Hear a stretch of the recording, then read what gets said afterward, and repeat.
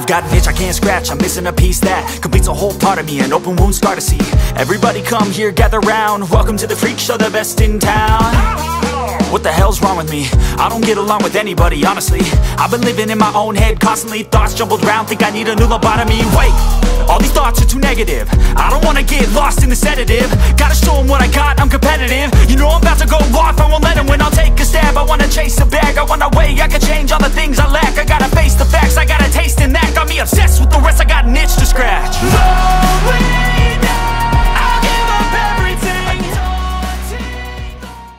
Hey yo, what's up? Yan.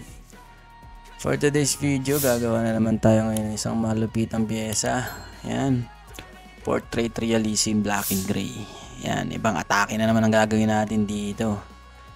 Alright, bali yung portrait na gagawin natin is asawa ng aking kliyente na Taiwanese.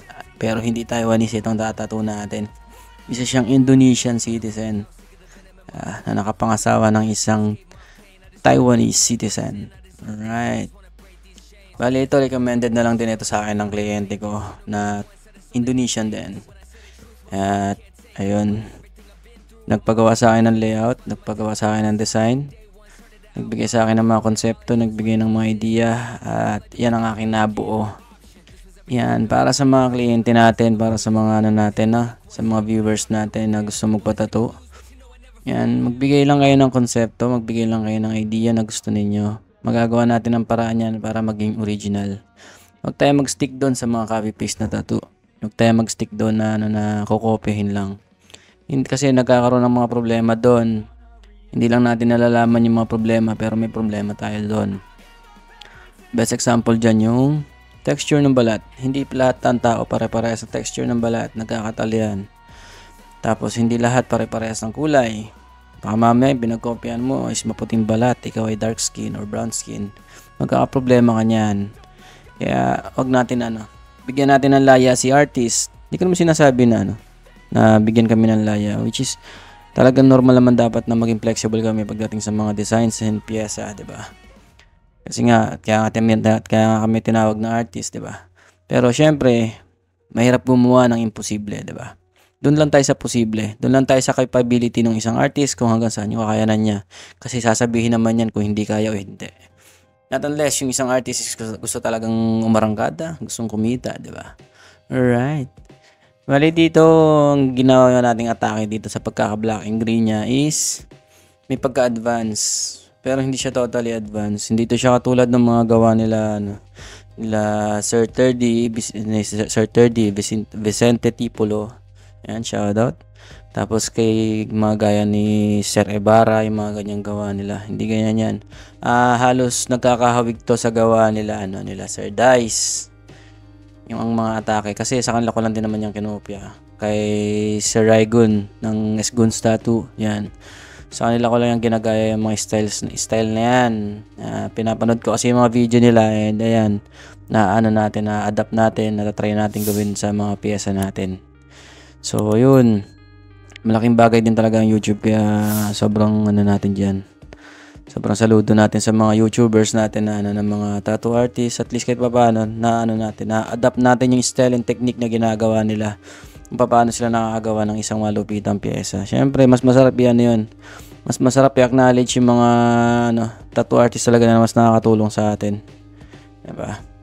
Bali dito, ang ginamit natin dito is nag-opake gray ako dito. Pero yung opake gray ko is dinilute ko siya. Hindi ko siya hindi siya pure na gray. Nilagyan ko siya ng solution para ma-dilute, and then yun, style pa rin siya, style wash, pero more on mas marami lang akong inilagay na gray sa kanya kumpara dun sa mga open skin. May mga open skin pa rin yan, pero hindi yun siya open skin na sobrang laki ng mga area ng maputi kasi si client, and sabi ko lalabas ng maganda, lalabas ng maayos yung gray dito. Although ginagawa ko rin to sa mga brown skin, pero dito kasi sa kanya, sinubukan ko yung atake nila Sir Dice na kahit sa maputing skin itatry ko to. And then yun, syempre, and natuwa naman ako sa nagiging outcome dahan-dahan. Kaya tinuloy-tuloy ko na. Yan. Payo ko dun sa mga ano, no? Bigay lang tayo ng konting payo sa mga kapwa tattoo artist na nagsisimula pa lang din. Be flexible. Huwag tayo mag-stick dun sa comfort zone natin. Tingnan natin kung may kakayanan, may may capability pa yung sarili natin na mas mag-explore pa, mas mag-transition pa dun sa isang bagay na akala natin dati hindi natin kaya. Kasi isa yan sa achievement natin bilang isang tattoo artist is yung ma-achieve talaga yung mga bagay-bagay na hindi talaga natin inaasahan. Mas magandang pumalag tayo sa isang bagay na alam natin na mahirap pero ginawa natin, di ba? Mas masarap magtagumpay sa larangan kapag lahat sinusubukan. Ang hirap naman nun, talunan ka na tapos hindi mo pa ginawa lahat, di ba? Walang ano dun. Wala kang makukuha benepisyo pagdating sa ganung bagay. Bawal ang tamad. Kabayaan. Yeah. Yun. Bali dito sa materials na gamit natin dito is dynamic block. Tayo dyan pagdating sa block. Dynamic block lang talaga tayo dyan. Tapos pagdating sa opaque set is ginamit ko yung madalas na yung mga nandito sa aking ink. Arctic ink yun nandito sa akin. And may mga world famous din naman ako dito pero sobrang konti na lang ng mga world famous ko. Mga available ink ko na lang kasi is Arctic ink. And disclaimer lang, hindi tayo sponsored artist. And sinasabi ko lang yung totoo, sinasabi ko lang kung ano yung mga gamit ko. And yun yung madalas na gamit ko. Hindi ako masyadong maselan pagdating sa ink kasi wala naman akong pinoprotektahang endorsement. Yan. Kung ano yung available na ink na nandiyan dyan, yun ang pinagtsatsagaan natin. At saka kung ano yung mura, syempre, hindi naman tayo, hindi pa tayo sponsored artist. Kaya, syempre, kung ano lang dyan, yun lang yan. Arctic ink yung gamit natin dyan. Tapos pagdating sa mga needle, wala akong brand na iniingatan din. Sa brand ng mga needle ko, ano lang din yung available. And ang gamit ko dyan is mga RS, tsaka CM, Curve Magnum, tsaka Round Shader. Yan. 3RL pagdating sa mga kutkuting area. 3RL para doon sa mga sa mga bloodline pattern. Yan. Tapos 9RS gumagamit ako diyan. Tapos doon sa nag 9RL ako diyan pagdating doon sa mga white na pag nag-white na ako. Ayan, kung mapapansin niyo pinapapula ko siya. 'Di ba? The reason why bakit ko kailangan siya papula para yung i-apply ko sa kanya na gray wash or gray na opaque kumapit siya kaagad. Kasi the more na may sugat na ang isang balat, mas madali na siyang pakapitan ng ink. Ganun na madalas kong ginagawa sa kanya. Sa observation ko naman, okay naman siya. Hindi ako nakakabugbog masyado ng balat kasi ang voltahe ko pagdating sa realism is 6 lang. Hindi ako bihira ako makit ng 7. Nakakit lang ako ng 7 kapag may mga dark area talaga ako na gusto na agad i-dark. Pero pagdating sa gray, hindi ako nakakabugbog niyan kasi sobrang ingat ka pagdating sa voltahe. Iniingatan ko na wag ako maka-overwork. Kasi syempre naman sa 8 years na nating bilang tattoo artist, ang hirap naman na nakaka-overwork ka pa sa ganyang edad mo sa pagtatattoo, di ba? Although hindi natin maiiwasan, pero syempre hangga't maaari i-minimal na lang. Di ba? Ang haba na ng experience natin tapos nakakasira pa rin tayo ng skin. Di ba? Sayang naman yung laway sa pagbibigay natin ng mga payo tapos tayo rin pala na nagkakaproblema, di ba? Ayan. Halos nabubuo na natin yung imahe ng mukha nung asawa ni Sir Taiwanese, di ba? Ni-enjoy ko rito ng sobra. Mas nag-enjoy ako dito sa mukha ng babae. Doon sa tiger kasi madalas na ako gumagawa kasi ng tiger kaya hindi ako masyado nag-enjoy doon sa Pero sobrang dyan. Sobrang nakakaaning doon sa detalye ng tiger kasi sobrang detalye niya. Tapos ang dami pang kutkutin, especially doon sa mga sa mga print niya na black. Ang dami niyang kutkutin. Doon sa sa needle ko, bakit CM? Kasi mas madali nga based doon sa mga dati kong video na sila yung sinasabi sa inyo. CM is the best pagdating sa mga realism kasi wala nga siyang kanto, wala siyang mga kantuhan, hindi siya nagki-create ng mga unnecessary kalmot, unnecessary na mga pattern na nagagawa ng kantuhan. Maganda lang yung M1 pagkadating sa mga pag may mga gusto kang kantuhan. For example, yung mga pattern, yan nakikita niyan. Gumamit ako diyan ng 9. Ay, tama 9. 9 nga yung gamit ko diyan 9M1. Yung pinangkutkot ko diyan sa pattern, yung black pattern ng tiger. At yung pahapyaw mga ganun para para makuha natin yung mga ano niya, kalmot-kalmot na yon. Yun, kailangan talaga ng mga kalmot-kalmot na yan. Inabot kami dyan ng halos inabot din kami dyan ng 8 hours. 8 hours kami inabot kasi gabi na yan gabi na kami natapos. Tapos buti nga hindi nagpa-apply si bossing ng naming cream kasi common sa mga Taiwanese client ko is talaga nagpapa-apply ng naming cream. And ewan ko, pa sinasabi ko naman sa kanila hindi naman masakit magpatato. Sa kanila lang, para sa kanila. Nakasanayan na kasi nila rito sa Taiwan na nagpapa-apply ng naming cream. And syempre, kliyente sila, customer lang, tattoo artist lang tayo kaya kailangan sundin natin. Syempre, sila ang sasalo ng sakit. Diba? Tapos, mga bossing, tatyagain lang nyo lang ha. Tatyagain nyo lang yung pag-a-apply ng gray dito. Kasi nga, pagka kaiway sumobra sa gray, wala nang bawian, promise.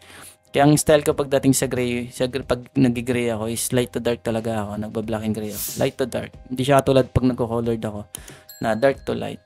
Tapos, yun nga, pasensya kayo sa dyan. Magpapasensya talaga kayo ng todo pagdating sa voltahe. Kasi, kailangan nyo talagang ibaba. Kasi magkakaproblema kayo pagka hindi nyo ibinaba. Madudurog kasi kakapabalik-balik yung balat. Magkakaproblema kayo dun. Mapagawa nyo man siya ng tama or maano nyo siya ng maayos. Kaso nga lang, pagka gumaling siya, durog talaga yung balat. Diba? Sa umpisa, ganyan lang magiging resulta. Ganyan. Kasi namumula yan, hindi pa pumuputok yung mga ink. Pero pag pumutok na yung mga ink niyan, makikita nyo naman na resulta. Kaya, importanteng ipahinga nyo rin. Importanteng ipahinga nyo rin yung skin. Kasi, pag hindi nyo siya pinapahinga, alam nyo yun, hagod kayo ng hagod, magugulat kayo, dark na pala siya sobra. Oh shit, gagano na lang ay bigla. Diba? Ipahinga nyo yung skin. And, sa lahat ng gusto magpatato, yan.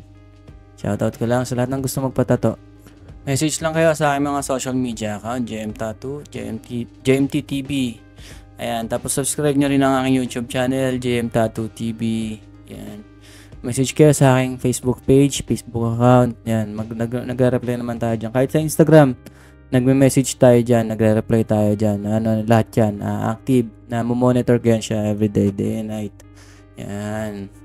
Tapos, pagdating sa pyesa, bigyan nyo lang ako ng idea, bigyan nyo lang ako ng concept.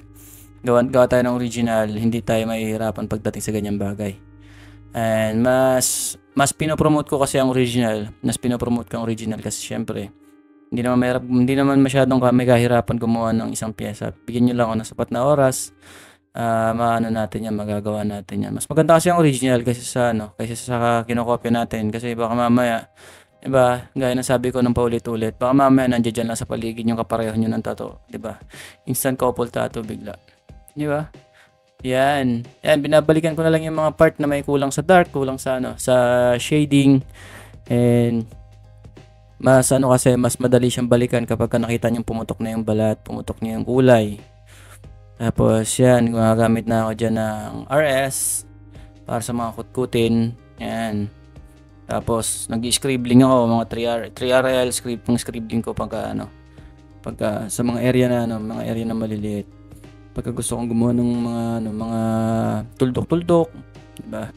Tapos being as a tattoo artist, share ko lang din sa mga kliyente natin na madalas kasi nakaka-encounter din ako ng mga nilalang lang nila yung pagiging isang tattoo artist. Hindi madali maging isang tattoo artist. Unang-una, syempre, yung pinagdadaan ng struggle pagdating sa pyesa. Especially dito sa mga bago, di ba? Hindi lahat ng tattoo artist mabibilis na gumawa. Hindi lahat ng tattoo artist is pare-parehas ng quality ng gawa. Marami din talaga ng mga sumasablay. At nangyayari yan sa totoong buhay. Di ba? Choose lang talaga ng maayos. And huwag magmadali sa paghanap ng isang artist. Tingnan niyo palagi yung portfolio, kung ano yung kapasidad niya. Yan, para sa mga kliyente yun. Wag nating madaliin. Tsaka wag natin tignan yung price. Yan kasi madalas natin nagiging sakit. Alam niyo yun dahil kakahanap natin ng mura, kakahanap natin ng affordable. Yung yung tinatawag na affordable medyo reasonable pa. Pero yung paghahanap mo talaga ng mura, tapos bigla kang mag-e-expect ng quality. Wag ganun kasi unang-una, yung struggle ng isang artist hindi biro doon sa pyesa. At yung mga pinagdaanan niyan bago yan siya maging isang legit na tattoo artist. Not totally sinasabi natin na legit or may fake. Wala namang ganun. Pero yung pinagdaanan niyan bago maging isang totoong magaling na artist, hindi biro. Ano yan, hindi yan nakikita sa gawa. Nakikita yan kung paano niya tinatrabaho or paano siya nakikipag-communicate sa isang kliyente. Doon mo makikita if ang artist talaga is batak. Diba? Alam na niyan paano makipag-usap sa mga kliyente. Alam niyan kung paano makipag-negotiate. Alam niyan kung paano mag-handle ng isang kliyente. Diba? Hindi ko sinasabi na ako yun.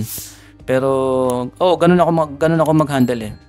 Pero hindi ko naman sinasabi na lahat ganun. Pero, syempre, kapag ako kasi nag-handle ng isang kliyente, more on mas open-minded ako doon sa gusto nila. Tapos, hindi ko pinipilit na makuha sila dahil kailangan ko sila, kundi gusto ko makuha ko sila dahil kailangan nila ako at alam nila na kaya kong gawin yung piyesa nila. Ayaw kong kumuha ng kliyente na kaya ako sila kinuha kasi binaba ko yung presyo ko dahil para makakuha ko lang sila. Hindi. May mga times talaga na kailangan natin magbigay ng consideration sa mga kliyente natin. And syempre, wag mong sanayan kasi para mo kasi ring sinisira yung community ng yung community ng ginagalawan mo kasi in the near future mawala ka man sa pagtatato. Merong sisibol na isang tattoo artist and yun sila ang kawawa pagdating sa future. Kasi kawawa naman sila kasi binaba mo na ng binaba yung presyo ng isang tattoo and then nasanay na yung mga kliyente. Kawawa na yung mga featured artist, 'di ba? Malay mo yung anak mo pala maging tattoo artist din, 'di ba? Kaya ingatan natin yung community ng ginagalawan natin. Yun yung mga the best na payo natin dyan pagdating sa mga ganyan. Sa mga kliyente, choose wisely, tingnan yung portfolio kung kaya ba ni artist. Huwag natin itanong kay artist na magkano ka ba? Huwag ganun. Tanong natin, kaya mo ba to? Dapat ganun ang tanong natin. Tapos kay kay artist naman, don't grab kasi alam naman natin na oo, pag nakuha mo yan, yes, kuha mo yan. Good for you. Pero ang tanong kasi dyan, nakuha mo ba siya sa tamang paraan? Ang pinaka-question kasi dyan, babalik pa ba sa'yo yan after mo magawan? Diba? Hindi ko sinasabi na pangit kang gumawa. Sinasabi ko, alam mo yung kapasidad mo bilang isang artist. Yes, diba? Kung ano yung kaya mong gawin, gawin mo. Pero, know your capacity. Kasi pagka hindi mo alam yung capacity mo, gawa ka lang ng gawa. The more na nakakagawa ka ng sablay, the more nakakagawa ka ng mga mali. The more na walang nang babalik sa'yo. Yes, nakuha mo sila in once, pero hindi mo na sila makukuha in twice. Sinong talo doon? Ikaw, kasi wala nang babalik sa'yo. Nakuha mo sila ng isang beses, diba? Kumita ka ng isang beses, pero wala nang babalik sa'yo. Diba? Nasasabi ko itong mga to kasi nga, syempre, pinagdaanan ko yung mga yan. Pinagdaanan kong maging isang maayos na tattoo artist. Hindi ko naman sinasabi na yung panahon ngayon is hindi maayos. Although, ito real talk to. Hindi dumaan sa proseso kasi mga artist ngayon. Dumaan ang mga artist ngayon sa paraan na alam nila. Sa paraan na alam nila at kaya nila. Hindi sila dumaan sa pagiging isang sa isang artist na alam mo yung namumuhunan ng tiwala. Namumuhunan ng tiwala din sa mga namumuhunan ka ng tiwala nang wala kang kinikita. 'Di ba? Nangyari sa amin yan, sa amin mga Kaya kami sobrang dig namin pagdating sa mga sa price. Di bali na maraming magalit na mahal kami mag-price. At least, alam namin yung worth namin. Hindi namin binababa. Kasi dyan nagbe-base. Dyan kasi pinagbabasihan kung ka ba? Worthy ka ba na tattoo artist? Di ba? Sana maraming yung natutunan sa mga kwento ko, di ba? Lang yan. Some of my story lang yan bilang isang tattoo artist. And alam ko makakatulong sa inyo kaya shinare ko. Ayan, halos tapos na tayo dito. Mag-wait na ako dyan. Yan. Naway may natutunan tayo dito sa mga sa mga kwento ko sa inyo. And hopefully soon, 'di ba? Maungusan niyo naman lahat. Magagawa niyo lahat ng mga hindi niyo pa nagagawa ngayon. And thank you sa lahat ng mga walang sawang sumusuporta palagi sa mga video ko. Thank you sa inyo. Sa mga nakasubscribe sa YouTube channel ko, yan. Thank you. Sa TikTok account ko, yung mga nakafollow. Sa Facebook page ko, mga nakafollow. Thank you. Maraming salamat sa walang sawang pagsuporta palagi sa aking mga video. And Ayan, ulitin ko sa lahat ng gusto magpatato, PM lang kayo, message lang kayo, GMTTV, GM Tattoo TV, message lang kayo dyan. Usap tayo, and ayun, hanggang dito na lang muna yung video natin. And ingat kayo palagi, Merry Christmas, God bless. Ingat kayo palagi, Mama Chup Chup!